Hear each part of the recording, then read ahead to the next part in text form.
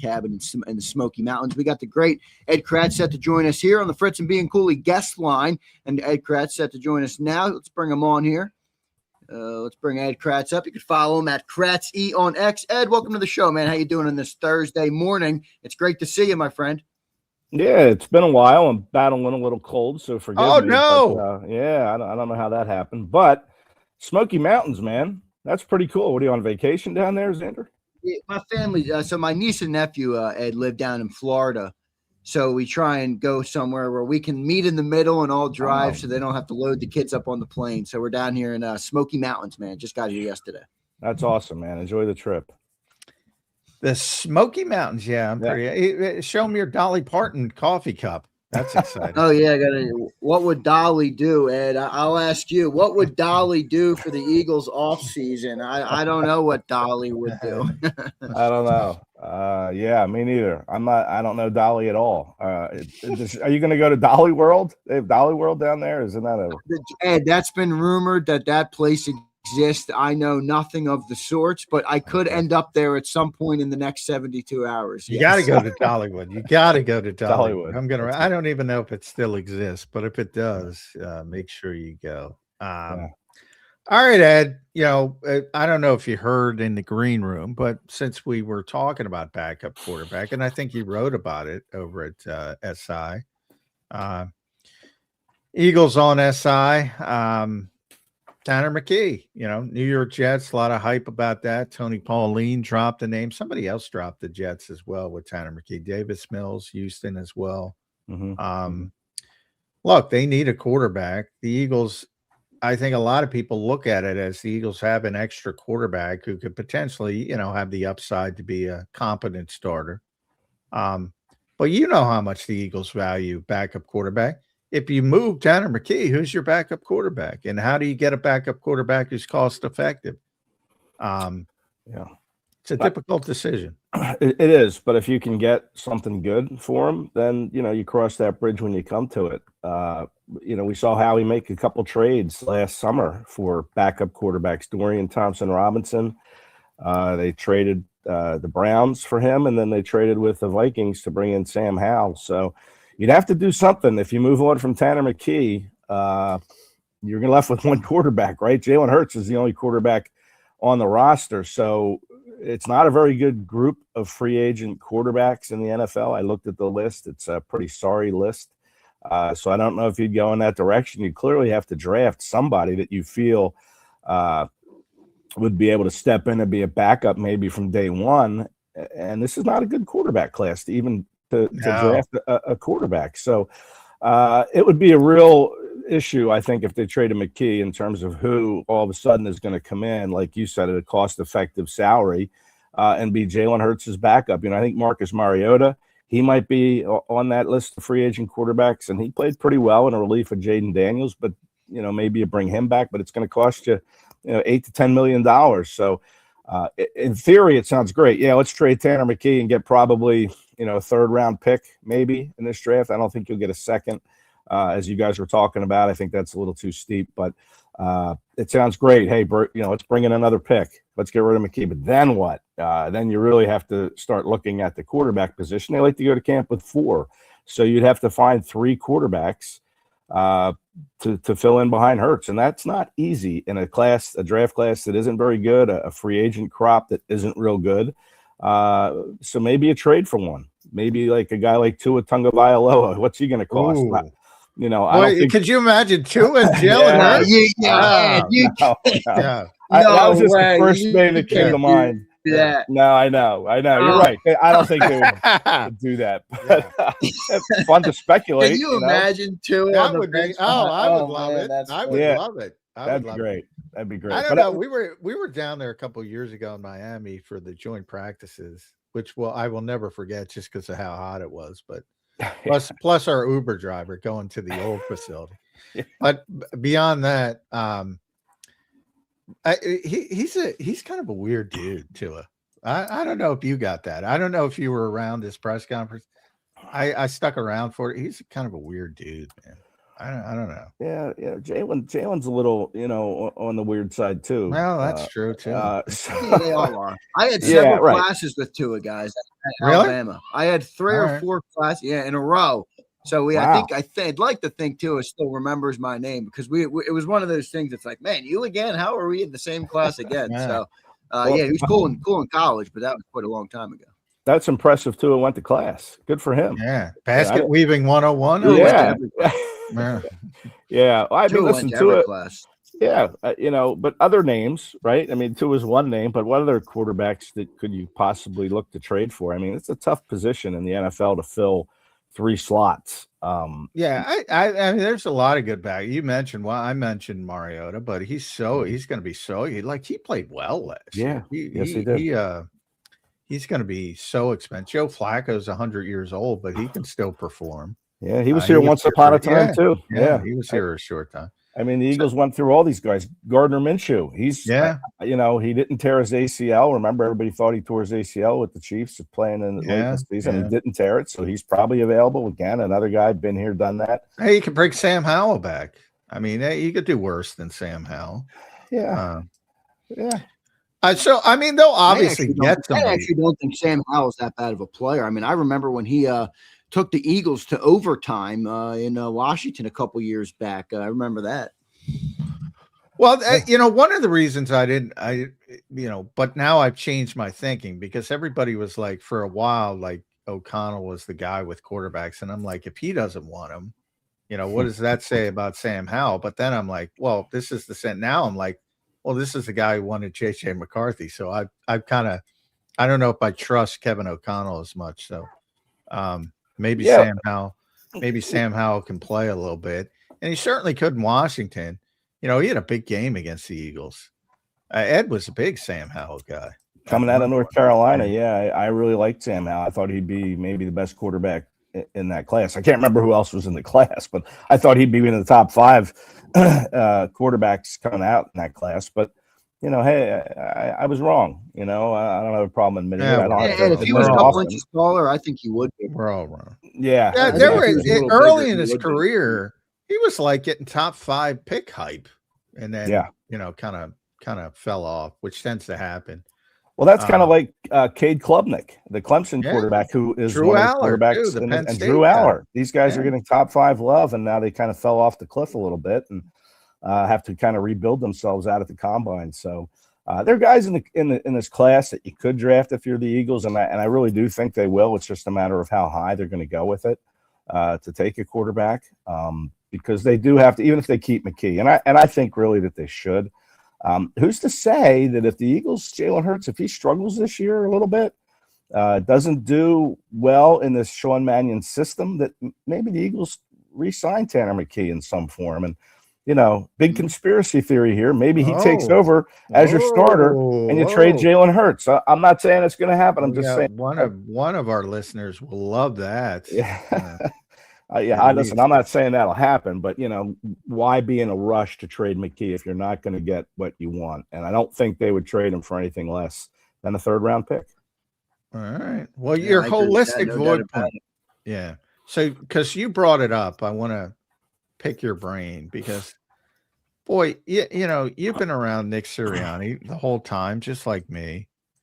This guy was pretty competent about his offense, even though the rest of us looked at it and said, this thing is not the most aesthetic way to play football or things like that. And then all of a sudden he wakes up one day and he's changing the whole system to Kyle Shanahan like or Sean McVay like. And with McVay, he beats him every time. And that seems to be sort of rubs them the wrong way, that people think Sean McVay is the greatest coach in the history of the world. What from your conspiracy mind, since you brought up conspiracies, where do you think this came from? Do you think Nick just woke up one day and said, I got to go in a different direction? Or do you think it was directed?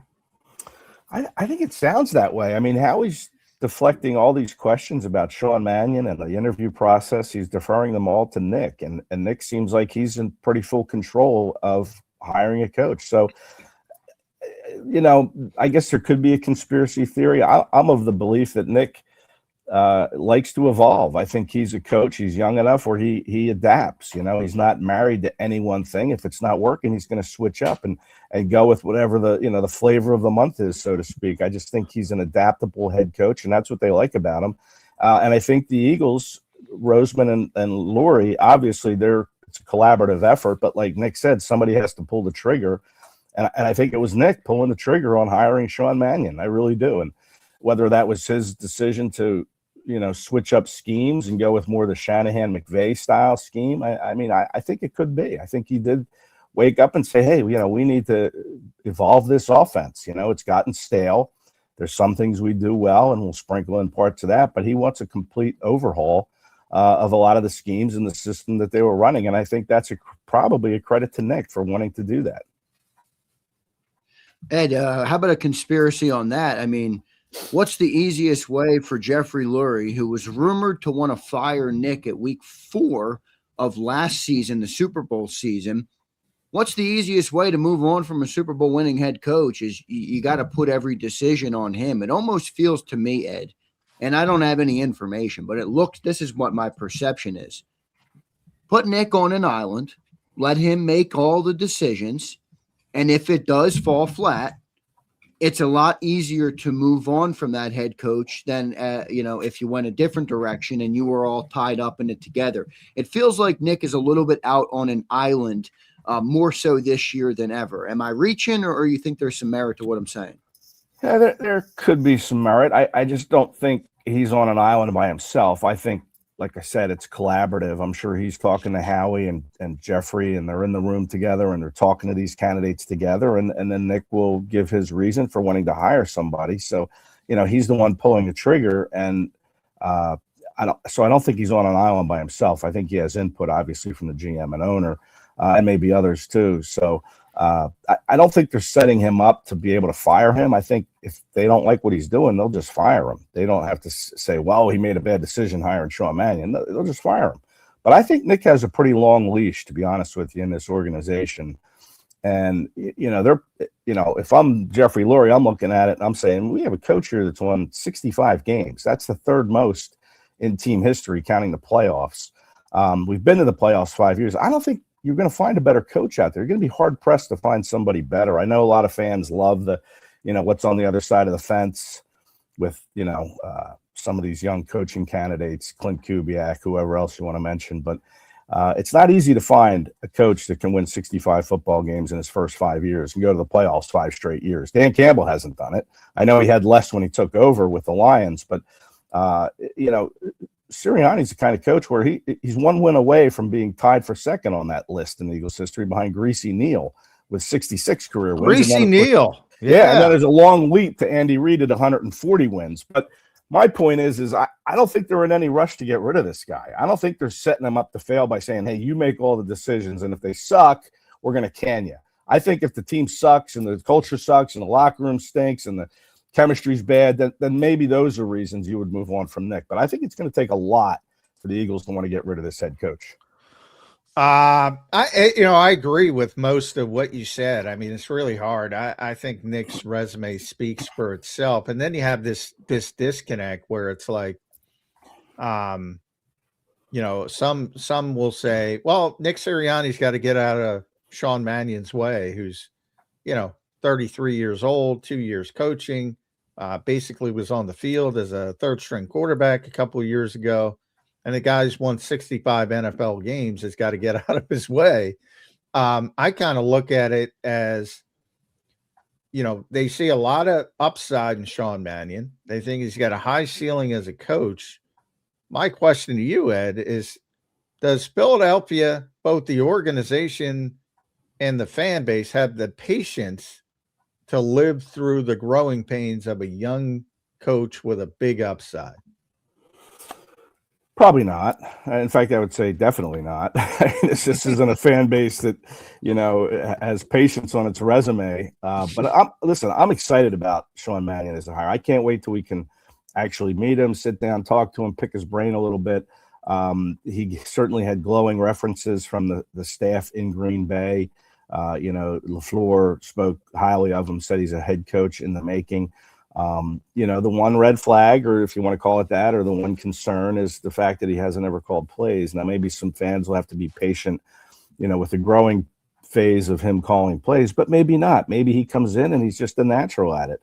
He's played football in this league as a backup quarterback, like you said. I think it was for 8 years he spent in the league, so he has a different perspective than maybe Kevin Patullo had. Of course, Kellen Moore was a backup quarterback in this league, led him to a Super Bowl, did a nice job in New Orleans his first year as a head coach. Doug Peterson, backup quarterback, took the Eagles to a Super Bowl. So I like that part of the resume. And when the Eagles certainly cast a wide net to find Sean Mannion, and they didn't jump at the first guy. And I think, to Nick's credit, and he was patient and he wanted to hear what he wanted to hear. And Sean Mannion came in and just blew him away.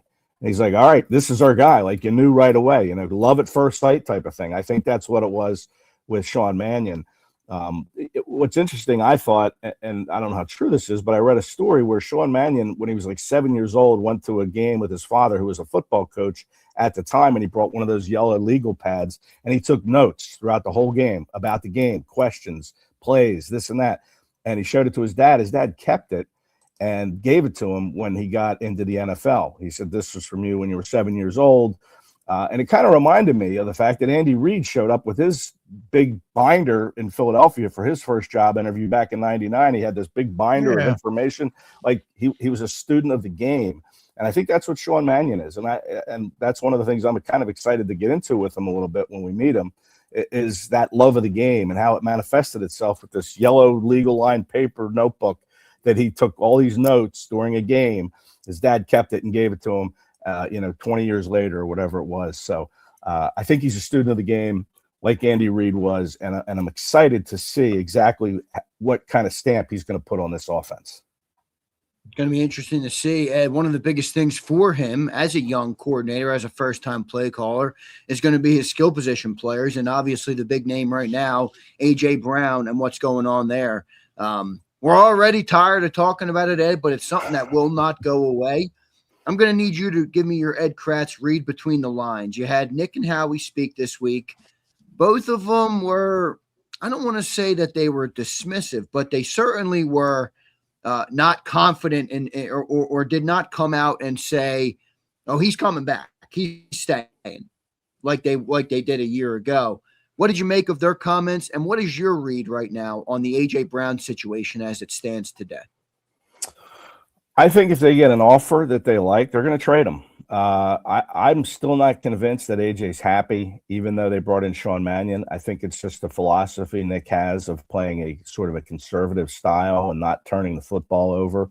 And that's the way he wants the offense to run. Now, we'll see if Sean Mannion can convince him that, hey, we need to take some chances. But I'm just not convinced that AJ's happy. I'm not convinced that he wants to stay here. And Nick said there's no guarantees, right? He said, I can't guarantee I'm going to be the head coach tomorrow. So that was kind of how he couched it. And how he said, he stands by his things that he has said very often, is that we don't want to subtract great players, and AJ's a great player, but nobody's untouchable. If somebody comes in with an offer that kind of blows them away, they're going to trade him. I really think they kind of want to. I don't think they want to bring him back if he's unhappy, because we saw what happened. What is that offer, Ed?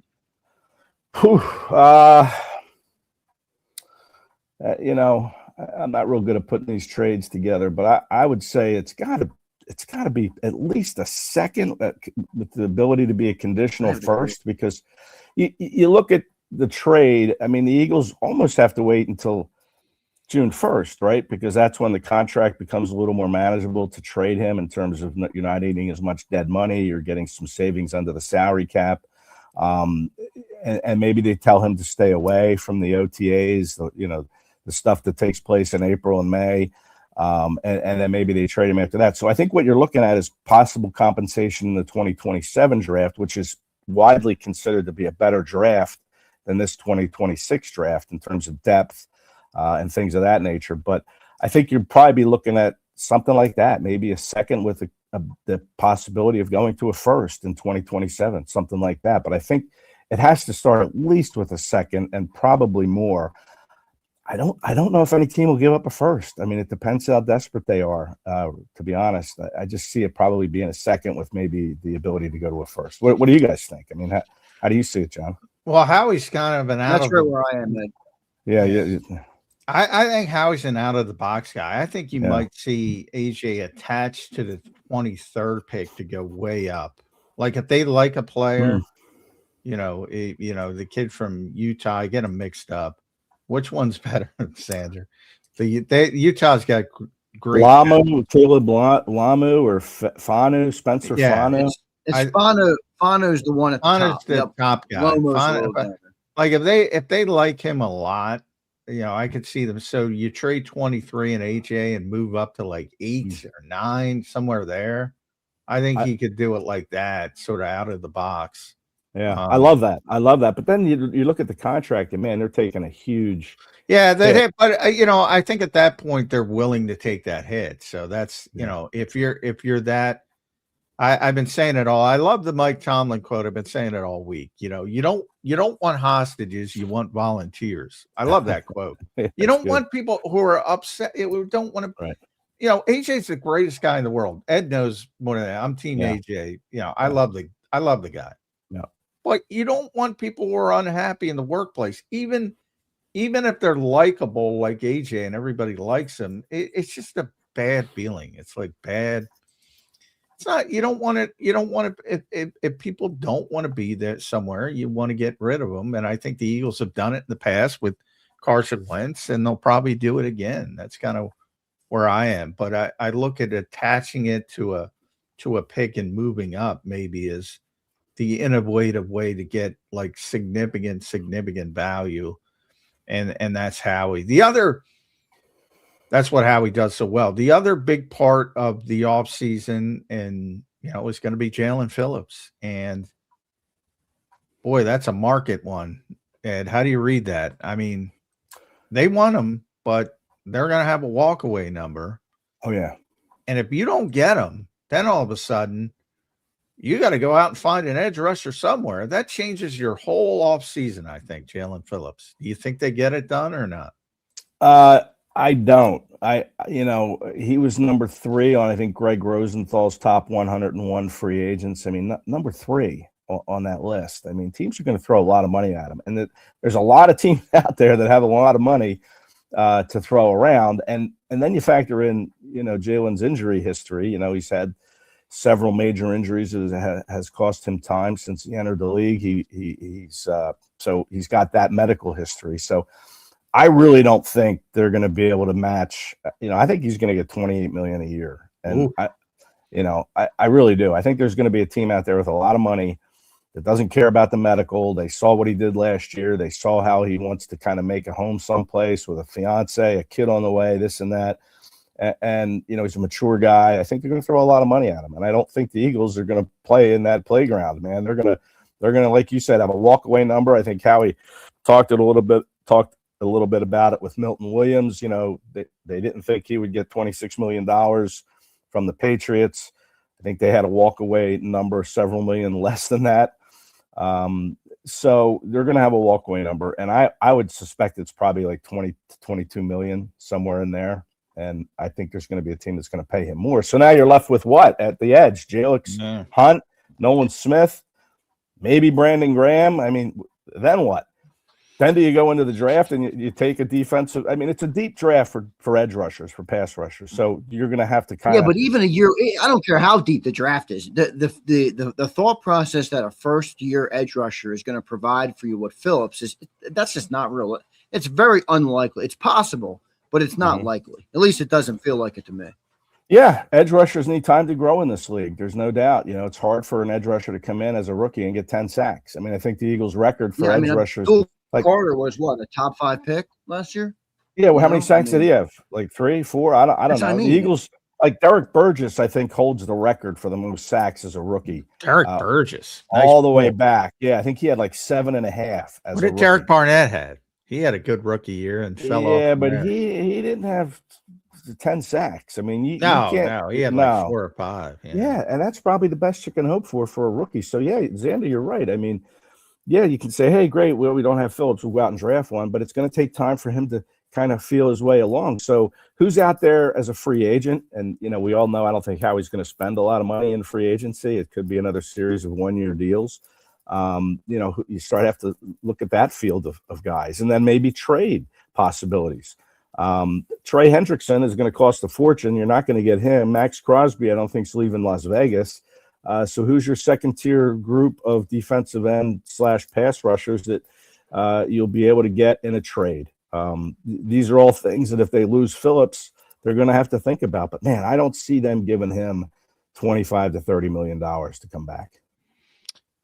Whew, that would change the plan dramatically. Yeah. Do you think they give him $25 to $30 million? I'm starting to think. I hear it's so weird because Sandra and I have been talking about this, and like Spot Rack had his valuation at $18 million. I kind of laughed. I'm like, that's insane. Yeah, all those numbers Spot Rack had on all these free agents for the Eagles. Yeah, I mean Goddard, they're all low. They're all way low. They're all way low. Yeah. And I agree with you. He's going to be in way above 20 million. I think the hope is that some of the injuries you talked about, plus, he's played his best football under Vic Fangio. I think he realizes that. Both in Miami, he was great when Vic was there, and here. So I think that factors into it. And maybe if he can get him at 23, 24, I think that'll be their walkaway number. And but to your point, if somebody Milton Williams is him, well, then you're up. You know what? I mean, and I think that's what's going to happen. I think someone's going to come in and Milton Williams, Jaelan Phillips, if you will. But I think you have to factor in too that Fangio might not be here after this year. So you're Jaelan Phillips, you're like, I love Fangio. I'm going to come back at $23 million a year and be with Vic. I mean, that's probably not going to happen in 2027. Vic will probably retire at the end of 2026. He really flirted with it this year. So, hey, one name I want to mention maybe is one of Phillips's former teammates in Miami. Bradley Chubb is a free agent who didn't have quite the year. I mean, maybe he'll come in on a one-year deal like Azeez Ojulari or Josh Uche and hope to prove himself on a one-year contract. And he comes in, and that's a guy that you can play on the edge. But maybe a piecemeal it like that. Because obviously that's not a long-term answer, but no, it's not. My problem, Ed, is like my number is right where yours is on Phillips. 22, 23 feels like the walkaway number. Now you mentioned he might get 28, and I know this isn't a perfect way to look at it, but all right, we're going to make a huge deal about that last $5 million when I can point out 8 free agent signings that the Eagles had last year that add up to much more than $5 million of difference and basically made no impact on the team. And you just mentioned 2 of the names, Ojulari and Uche. Now, I get it. It's not a perfect way to look at it. You got to build out a whole 53-man roster. I understand that, but don't you want the guy that can play? Like, give me the guy that gives us a chance to go and win football games in January. It's not saving the $5 million to sign a couple free agents for $1 million apiece. It's not. But I get it. It's tough to do, but sometimes I think we put a little too much emphasis on that last couple million, Yeah, and that's a common sense way to look at it. But maybe that last $5 million gets you 2 guys in here instead of just putting, loading up on just one guy. You have 2 guys that you can kind of hope one of them stands out, or maybe both do. But you're right. Last year, Uche and Ojulari and Okoronkwo got hurt. I mean, these guys, Darius Smith retired. I mean, they were just, they were trying to piecemeal it last year, and it didn't work. So maybe they learned a lesson. They got Phillips. Yeah, that's what I mean. That's right. Until they got the good player. Yeah, so maybe they look at it and say, listen, we don't want to have to go through that again. We had to call Brandon Graham and talk him out of retirement because we were desperate. And, maybe you don't want to go through that again. Maybe they do throw $25 million at Phillips, but I would be very surprised if that's the case. It's going to be interesting, but that is clearly the number one priority for the Eagles in free agency is going to be trying to retain Jaelan Phillips.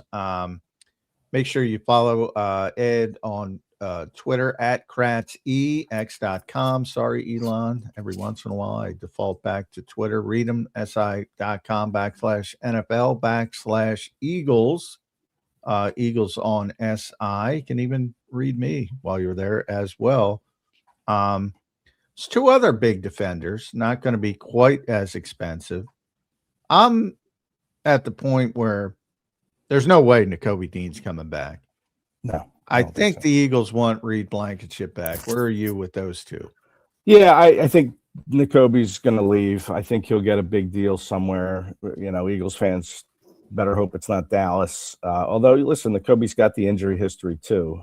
He loves his time in Philly, but, it's a business. He understands that too, and he's going to take the best offer that's given to him. I don't see any hometown discounts coming from Nakobe Dean, so he can come back and play with Nolan Smith and Jordan Davis and, all his buddies from Georgia. I think he's gone. And listen, I wrote about Josiah Trotter today out at the combine, and Trot. Yeah, I mean, that guy's a thumper, 6'2", 237 pounds, sideline to sideline, instincts. You can use him as a pass rusher. He's good at angles coming off of wherever you line him up to blitz the quarterback.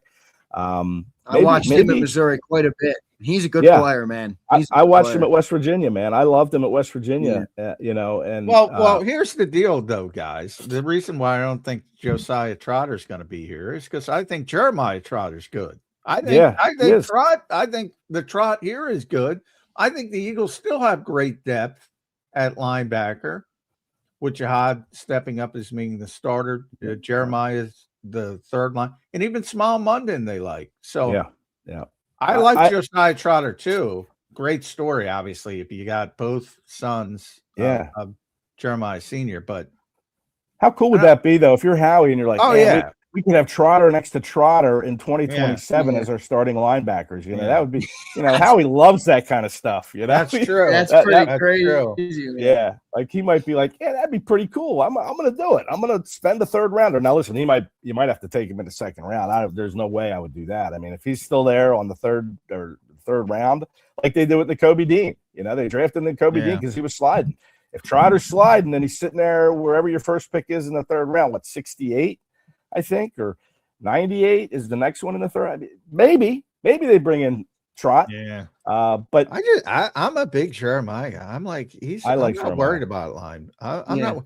Remember last year in camp, because Jihad started late. He got back quicker than we expected. But Jeremiah Trotter looked good. Yeah, I remember it. Great. He looked like a starting linebacker. He really did.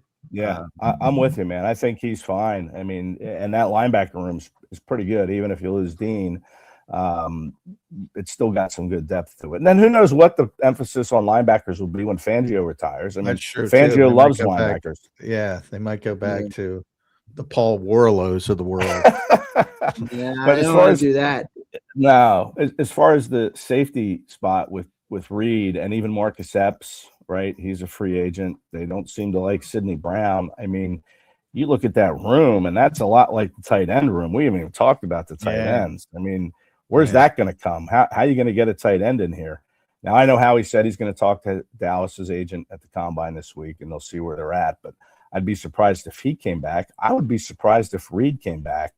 Again, maybe it's a number where the Eagles are comfortable doing it, but he didn't have a very good season last year. He fits well in the scheme, and Fangio certainly loves what he brings leadership wise, and like having him, he's intelligent.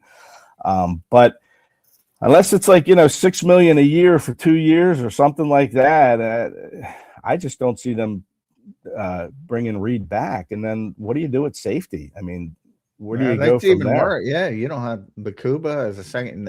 And he's coming off an injury that cost him, the last month and a half of the season. Pretty significant injury, and that was one of the concerns coming out, was how would he hold up? Size is very small.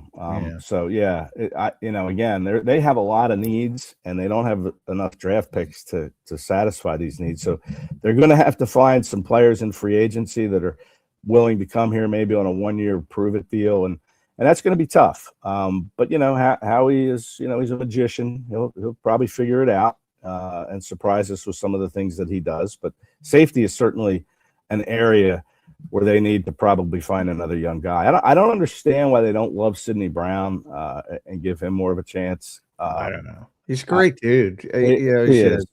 Well, Red Star guy, all that crap that didn't. I know you love that. It feels like every time he gets on the field, It feels like every time he gets on the field, man, something goes wrong. I don't know. It's something about Sydney. It doesn't seem to be working. Yeah, I mean, and maybe that's clouding my judgment because he is such a good dude, and you want the best for him, but maybe I'm just not. I just don't think he's a fit for this scheme, and he'll go somewhere else and he'll be fine. I think that's you got to be disciplined to play in Vic's scheme, and he's just a bit of a freelancer. That's right. That's a good way to put it. Yeah, that's he certainly is. And again, maybe tight end. Yeah, good. You're good. No. Go ahead. I'm sorry. What, tight end? I was just saying we didn't talk about tight end. We also didn't talk about offensive line, which to me feels like hope. That's the strategy. Hope. The whole team is built on the O-line, and you're not replacing the $20 million center. You're not replacing the $22 million guard. I mean, the tackles are under contract. You're hoping that they play better in this. I don't know, Ed. We'll see what ends up happening. We got to talk to you again soon. Hopefully, we can get back in. One last thing. Are you, after you saw Cam go down to Medellin, are you going down there? Because she got bad knees, so you get some stem cells. Medellin. Yeah, I was wondering what that cost. I wonder if insurance covers that, or if that came out of Cam's pocket. I don't think so, because it's not legal insurance cover in the U.S. No. So I'm pretty sure. I'm gonna have to seek alternative treatment. Maybe acupuncture. Maybe I'll do some acupuncture. I'll try that. Yeah, something more natural. You might be sipping on tea leaves or some sort of remedy that way. Yeah.